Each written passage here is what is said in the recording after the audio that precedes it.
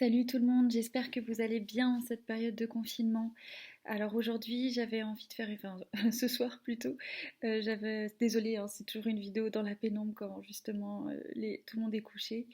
Quand, voilà, c'est sur tout ce que peut engendrer comme peur la suite du confinement, en fait, l'après, la transition, parce qu'effectivement, tout le monde a envie que le monde, enfin beaucoup de gens, et je suis sûre que vous en faites partie si vous regardez forcément cette vidéo, c'est que on envisage que plus jamais les choses ne seront comme avant. Qu'il y aura plus de conscience, que ce soit au niveau de la nature humaine, de l'écologie, de l'économie, qu'on ait un monde plus fraternel, moins dans quelque chose de duel et de dur, etc. Mais bon, on est tous conscients qu'il y a une espèce de transition qui peut être hyper anxiogène, hein. Et puis bon, là-dessus, les réseaux s'en donnent à cœur joie. Crash économique, violence, un peu un scénario à la Walking Dead en fait, hein, un truc ou à la Game of Thrones, enfin quelque chose d'assez apocalyptique. On peut présager de beaucoup de choses un peu lourdes comme ça. Et puis en fait, ces vidéos m'ont profondément agacée, hein, sur des prédictions d'horreur, etc. Des prédictions qui sont justes évidemment, mais qui sont aussi, qui font partie déjà d'une ligne temporelle, et puis qui sont envisagées depuis très très très longtemps. Et c'est ça qu'on oublie en fait. Et avec Eric, on s'est amusé à regarder des vidéos qui datent des années par exemple 90, et les gens disaient déjà tout ce qu'on est en train de vivre, tout ce qu'on pressentait également, il n'y a plus de respect de la nature humaine, de l'écologie, le monde va à sa perte, on marche sur la tête, toutes ces choses-là, les gens le disaient déjà dans ces années-là. En fait, ils étaient bien conscients enfin bien conscients entre guillemets, hein, c'est que de toute façon, dans l'inconscient collectif, tout le monde savait qu'on allait droit dans le mur, donc c'était toujours des prédictions négatives, des choses, toujours cette fameuse crise en fait, hein, qu'on attend, on ne sait pas si on l'attend avec enthousiasme ou peur, on est partagé. En tout cas, ça a toujours été présent. Alors pourquoi ça me tient à cœur d'en parler? C'est vraiment pour dire que finalement, c'est pas difficile de faire des prédictions apocalyptiques, parce qu'en fait, la fin du monde, il y a plein de gens qui la vivent partout dans le monde à chaque instant, et que des bouleversements climatiques, il y en a déjà qui vivent des choses horribles comme un tremblement de terre, ils ont perdu leur famille. Donc voilà, c'est pour eux, c'est la fin du monde en fait, ou c'est la fin d'un monde en tout cas pour eux. Et que il n'y a pas besoin qu'entre guillemets ça se passe partout en même temps pour que ce soit vraiment enfin le grand changement tant attendu. Les choses, elles peuvent se passer différemment avec une transition plus douce et plus fraternelle justement. Et pourquoi il y a tant de prédictions qui vont aller vers un chaos absolu? C'est justement parce que on peut l'éviter. On peut éviter que ce soit trop difficile. On peut se dire mais non, mais j'en veux pas de ça. J'en veux pas. Par exemple, j'ai pas envie de m'imaginer devoir vivre en autosuffisance, par exemple, avec mon potager dans ma maison. Si je sais que mes amis à Paris vont pas bien ou sont dans une situation atroce, je vais pas me sentir plus heureuse en fait. Et je suis sûre qu'on est nombreux à penser la même chose, que sauver ses fesses, c'est pas sauver un c'est pas contribuer au changement, c'est juste répondre exactement à l'injonction de l'ancien système, hein. C'est bah oui, c'est la dualité, c'est il y aura des gagnants, puis il y aura des perdants.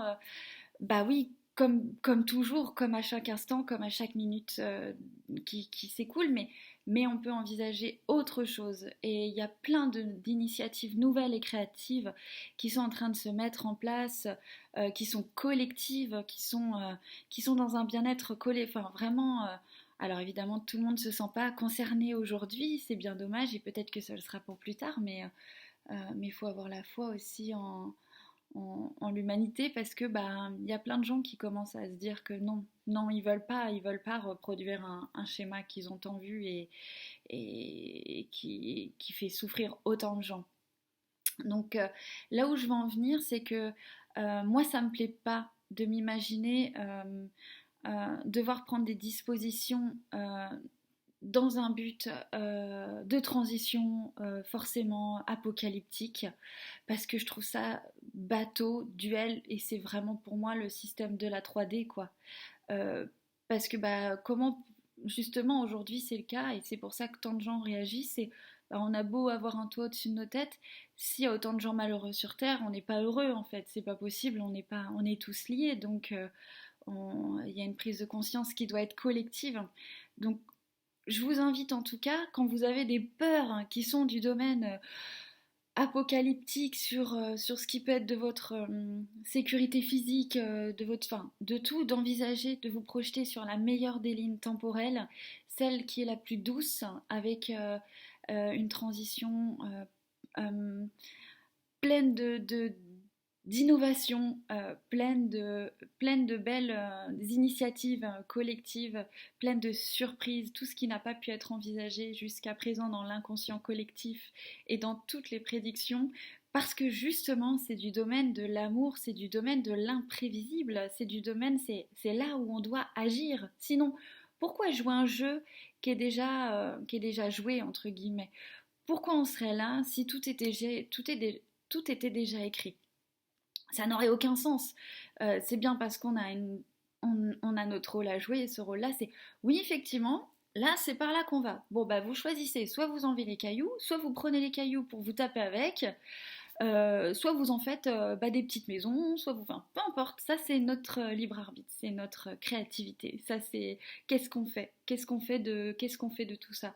Et il faut se faire confiance, enfin, il faut faire confiance même si ça peut être difficile parfois, il faut faire confiance à la nature humaine pour ça. Il n'y a qu'à voir les blagues sur Facebook, oui, qui pullulent à chaque nouvelle loi ou autre. On voit la réactivité, la créativité des gens dans l'humour en fait et dans plein de choses. Enfin, c'est fantastique ce que ce confinement a pu montrer.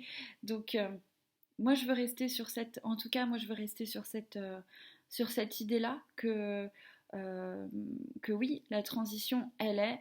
Après, c'est à nous de savoir ce qu'on en fait.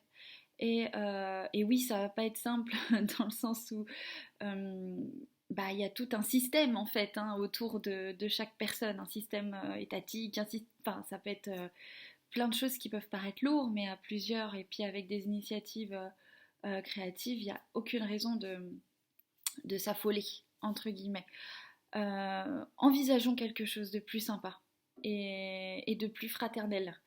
Voilà. En tout cas, ben, j'espère que ça a pu vous apaiser si jamais vous aviez des peurs dans ce sens-là. Et puis, bah, si vous n'êtes pas d'accord, je le comprends aussi, il n'y a pas de souci. Je vous fais des gros bisous, moi, et passez une bonne soirée.